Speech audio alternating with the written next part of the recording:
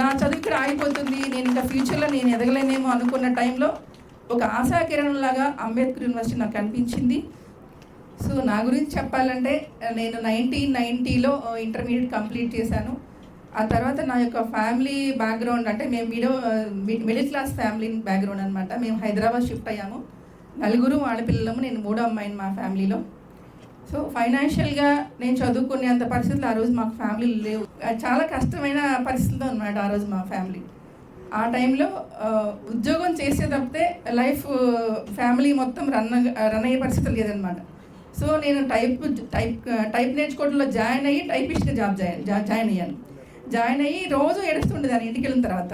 నేను చదువుకోవాలనుకుంటున్నాను, నేను చదువుకోలేకపోతున్నాను, డిగ్రీలో జాయిన్ కాలేకపోతున్నాను అని రోజు బాధపడుతుండేదాన్ని. అప్పుడు మా ఇంటి పక్కన ఉన్నట్టు మా బాబాయ్ గారు నాకు అడ్వైజ్ చేశారు, నేను అంబేద్కర్ ఓపెన్ యూనివర్సిటీ స్టూడెంట్ అమ్మ, నువ్వు కూడా చదువుకోవచ్చు, రేపే లాస్ట్ డేట్ ఉంది, ఇమీడియట్గా నువ్వు వెళ్ళి అడ్మిషన్ తీసుకో అని చెప్పాను.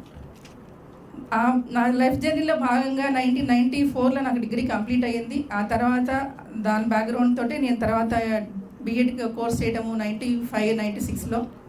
తర్వాత 99లో నాకు హైదరాబాద్లో గవర్నమెంట్ హై స్కూల్లో శాలిబండలో టీచర్ జాబ్ రావడం జరిగింది. ఆ తర్వాత నేను గ్రూప్ 1కి సెలెక్ట్ అవ్వడం జరిగింది అనమాట 2007లో. ఆ తర్వాత 2013లో ఐఏఎస్ ప్రమోషన్ రావడం జరిగింది అనమాట. నా స్టూడెంట్స్ కానివ్వండి, చదువుకునే వాళ్ళు కానీ ఎవరైనా వచ్చినప్పుడు నేను నా లైఫ్ గురించి చెప్తాను. సో నాది కూడా చాలా కష్టతరమైన జీవితమేనో, ఆ జీవితం నుంచి బయటపడడం కోసం ఎన్నో రకాలుగా ప్రయత్నం మనం చేయాలి. సో మనం ప్రయత్నం చేయకుండా మనకి అది రాలేదు, వేరే వాళ్ళు అలా ఉన్నారు ఇలా ఉన్నారని ఎప్పుడు కంపేర్ చేసుకోవద్దు.